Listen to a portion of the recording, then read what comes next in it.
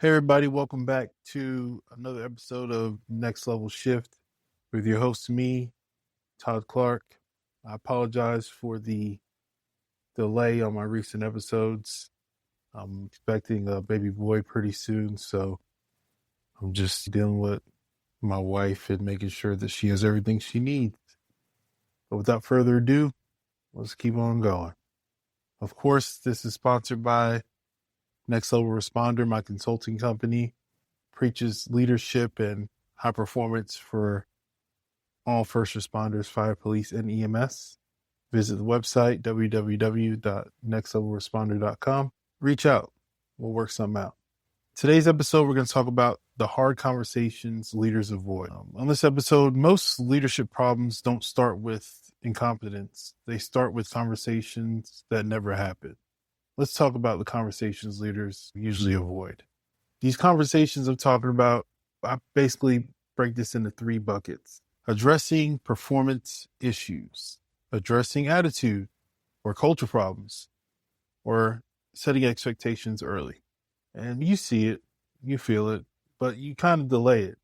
And as a leader, when you become that senior firefighter or that guy that's been there for 3+ years and you got a new guy coming underneath your wing, you want to address these things. But again, we're talking about leadership from the base, not necessarily somebody that's a sergeant, lieutenant, captain and above, things like that. These leadership skills establish themselves early in the game if you think about it. So let's start off with the first one, addressing performance issues. You have that firefighter that comes fresh out of rookie school or came from another department that just happens to be a little bit more relaxed. And you want to confront them and talk to them about it. And be like, hey, you kind of slipping on this. I need you to do a little bit more than what you have been. Or a recent topic that's come up in my space is cell phones. They get a lot of new people that are attached to their phone with the hip, and they always have to be on the phone talking to their significant other, conversing with somebody in their family, or trying to conduct business. Meanwhile, they're at work. They need to perform. They need to be alert. They need to know what's going on throughout. And they're not really paying attention to those things whenever they have their hands on their phone or plugged in with their headphones on.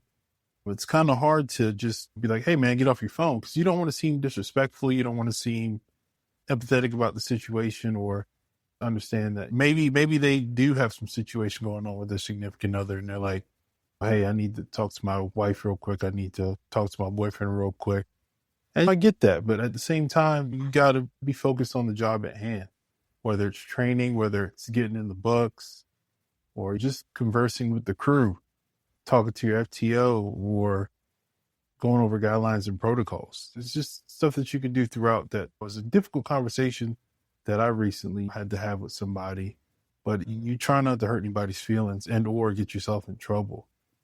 That goes along with addressing attitude or culture problems.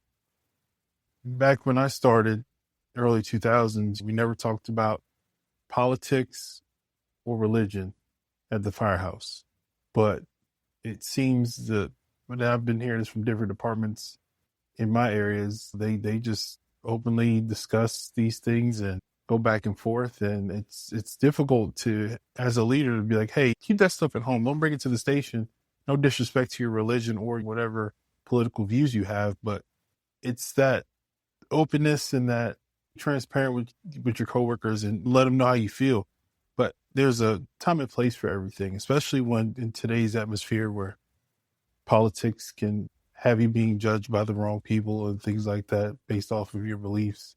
And the same thing goes with religion. I wouldn't bring up religion at all. But nowadays people are just going back and forth. But as the captain and as the senior person, you want to shut that stuff down and kind of tell them to keep it at home and do their own thing. So I'm just out here trying to give future leaders a little bit of knowledge if they are indeed trying to promote themselves or better themselves as a leader and as a person. You also don't want to set your expectations early. Setting your expectations early, this person can be jammed up one day and then next thing you know, they're just slacking. And it might be they could be going through something, and that's something that I talk about, being able to adapt to different people's circumstances But don't accuse, just reflect on that. Next, we're going to talk about why leaders avoid these conversations. This humanizes you, wanting to be liked, avoiding discomfort, fear of damaging relationships, and not feeling prepared. Avoiding feels easier at the moment, but it really compounds later. And a good example is, again, having that talk about politics. I get you just want to have everybody cool, calm, collected, and let them have a little spiel now. But no, in the end, you pull that person to the side. You're like, hey, leave that stuff at home. Don't bring it to work.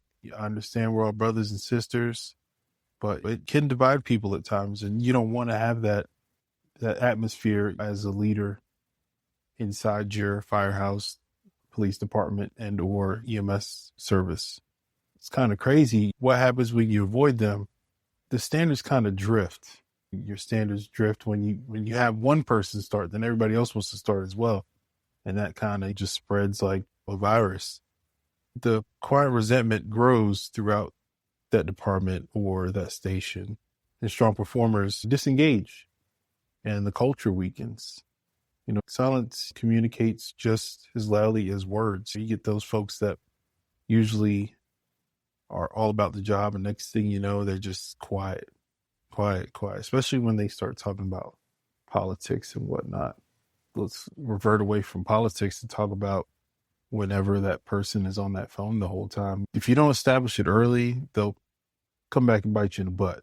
If you're not like, hey, I need you engaged, I need you to be forthcoming of having some kind of priority about this job, and you don't do that, next thing somebody else brings it up, they're going to be hesitant, like, oh, okay, if my leader or senior person doesn't speak up and make a change, what am I going to do? What good leaders do instead, this is just me thinking outside the box and just conversating with you all. You want to address it early, like I've been saying this whole time. You want to address things early, stay calm, focus on behavior, not personality. You just want to make sure that that person understands, that, hey, we're having this conversation now because it's for the better of you and the group, as well as your performance at work. You want to make your expectations clear and follow up. Keep it practical, not motivational. Just give them a solution. Just come out with a problem, come with a solution as well, if they're willing to accept what you have to say. And in closing, leadership isn't about comfort. It's about clarity. The longer you delay the hard conversation, the harder it becomes.